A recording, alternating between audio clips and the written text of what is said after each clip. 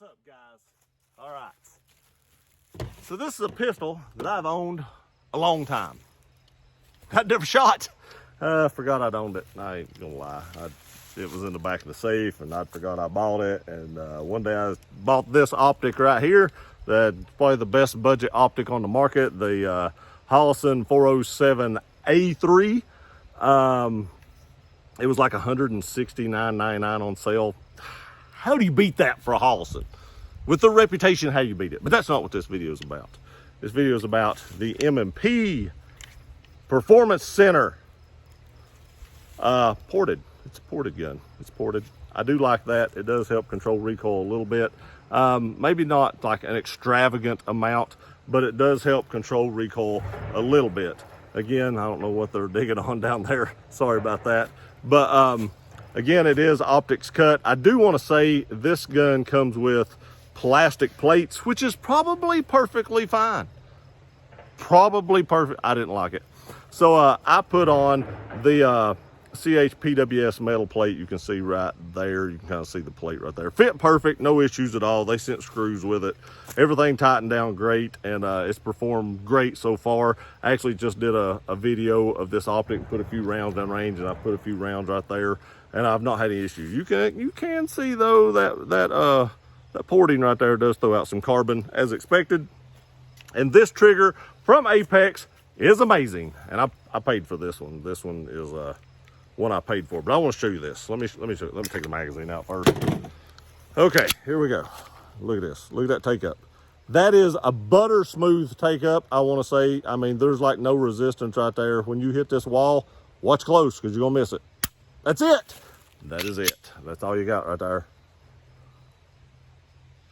Reset. Not too long, but not the shortest reset I've ever seen. Again, look at this. That's the brake. It has an over travel stop right there, and there's your reset. Reset. It's a Smith & Wesson thing. It's not as audible as some guns are, but that's an M&P thing. I don't know if Apex still makes that, but they used to make something called like a RAM, I think it was, and it made that reset a little more audible. I chose not to buy that. But I want to show y'all something, and I'm sorry that I just flew off into a squirrel moment, but all M&Ps do this, and it drives me nuts. It does not affect accuracy, but this drives me crazy. Let me show you this. Okay, I want you to watch right here on the back of this, and I know it's kind of hard to see because my camera doesn't want to focus for some odd reason, but watch this slide. It moved. It moved. I don't know why all M&Ps do that. I have like 3 or 4, and every single one of them, the slide moves sideways.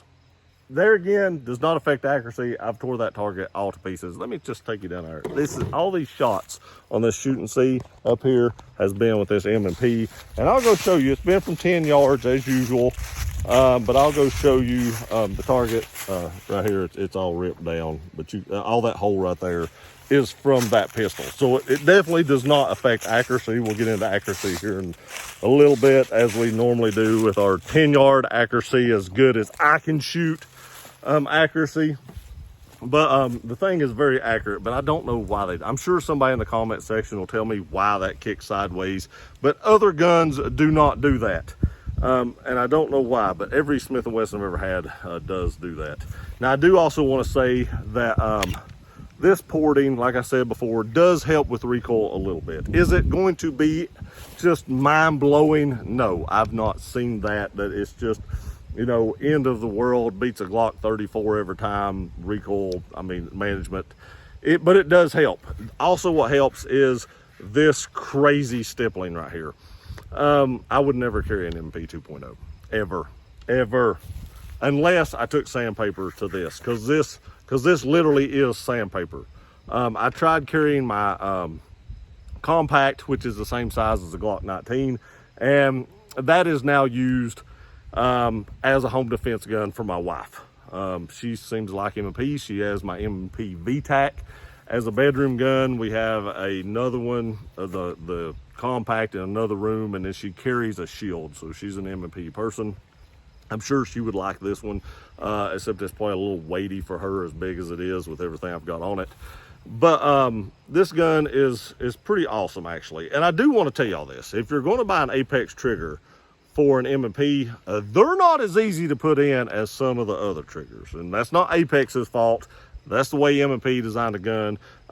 It can be done. I did mine, and I've seen other people do theirs. And on Apex's website, they have a great video showing you how to do that. Just follow that, and you will be able to put it in. You'll cuss it. There's a pin, I believe it's this pin right here, that sucks. There's got to be a spring that goes through that pin, and it sucks. They send you this little thing to capture the spring with to put it through, but I found out it's easier for me to not use that little capture thing and just use like some needle nose and hold the spring up and slide the pin through.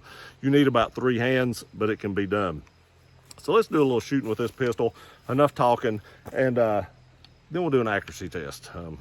You might be impressed. I might be impressed, and I may just, you know, screw the pooch and not be impressed. We'll find out here in a minute.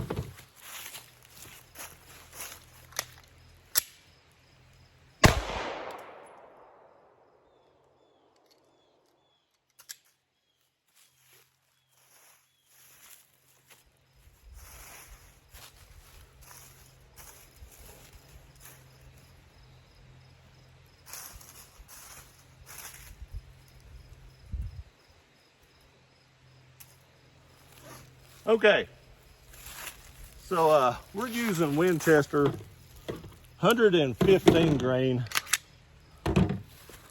ball ammo, and this round, it always freaks me out to pick these up because it did have a primer strike, but it did not go off. So we're actually going to put that back in the magazine and try it again. I do not believe it was the gun's fault. I believe it was the round's fault. So we're gonna try that again. I did want to show y'all though, it wasn't a gun malfunction. I do believe it was an ammo malfunction. Ammo malfunction, hit it twice, it worked.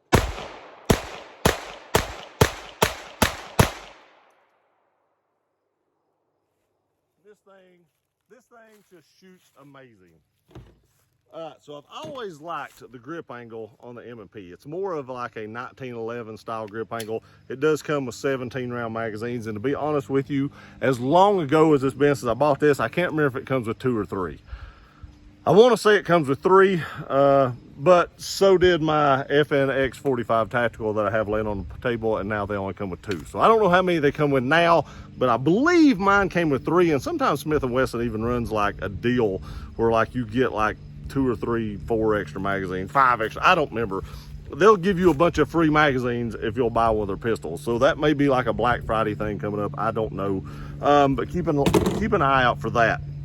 But they do come with like 4 back straps, where most of these M&Ps come with 3. They do come with 4. This comes in a paper box, like a cardboard box. That's a little disappointing. This is more expensive than like a normal M&P. That's a little bit disappointing, but in that cardboard box, you do get like an M&P Performance Center cleaning kit, which is pretty cool. I've never used it. I left it in there. I just thought it was a cool little add-on. So if you needed like a cleaning kit, or maybe like a little travel cleaning kit or something like that, it is in like a little zipper pouch. It does come with it. But here again, I want to tell y'all something, talking about the Apex trigger. I've always hated M&P triggers. Now I know they have a new trigger out now. It's more of a, you know, dingus trigger like this. It's not that hinge style in the middle. It's more like a Glock trigger now. That's probably greatly improved. I've not bought one since then. I just usually put Apexes in mine. But if you put an Apex in this, and you're going to carry it. Now this is not a carry gun. So I left the factory springs in it. I think this trigger pulls somewhere around between 1.5 pounds and 2 pounds. It's under 2 pounds, but I can't remember exactly where it's pulling at, but it's under 2 pounds. And that's with the factory springs. They do send you a few extra springs, and those will cause the weight to go up. So if you put in, you know, I think there's like a purple spring, or maybe, I can't remember what color the springs are in the kits, but it tells you, it sends you a little chart that if you run this combination of spring, that you will get somewhere around this trigger weight. If I was going to carry this, I would want this to be around 4 to 4.5 pounds for me. Some people want it 5 pounds. I like around a 4-pound trigger for a carry gun. This is way too light. Way too light. I actually had this trigger set up in my my compact gun, and I took it out because it was just way too light. So now I've got it in this, and it's perfect for this because I don't care if a competition gun or range gun has a 1.5, 2 pounds trigger, because I'm never probably going to use it in a self-defense situation. But if you was, make sure you up that. Let me throw up a shoot and see. Let's check the accuracy. Okay guys, as normal, 10 yards, 5 rounds. This is Winchester white box 115 grain. We are running the Holliston 407A3 again. This gun is ported with a 1.5-ish, 1.8 pound trigger. Let's see what we got.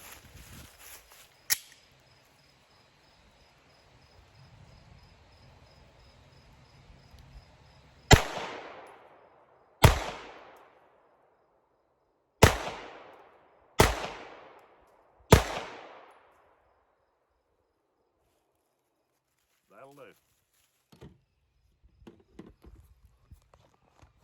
Okay, let me take you down here and show you what we got. Not one big ragged bullet hole, but definitely all inside the 10 ring right here. 2 right here, 3 right there. 1, 2, and 3, and then 2 right here. Definitely a very accurate pistol, and I like to kind of chalk that up possibly to that 1.5 pound trigger, because it does not give you time to flinch. When you start pulling the trigger, you better be committed, because 1.5 pounds, 1.5, 2 pounds is not much. So you really don't have time to flinch right there. Now I know there's guys out there that can prim in the same bullet hole. I'm not that guy, still working on it, but I'll take that grouping all day long. Again, the Performance Center M&P 9 is a great pistol. If you're looking for something for competition or something like that, this is probably a really good option. M&Ps have a reputation for being very reliable, and this grip angle is usually better for a lot of people over Glocks, because Glock has that weird grip angle. So especially if you're somebody just getting into competition shooting that hasn't shot Glock their whole life, this is probably a great option for you if they allow you to shoot comp pistols in the division you're in. Again, guys, I appreciate y'all watching this video. Please like, share, and subscribe. I love you guys. We'll see you next time.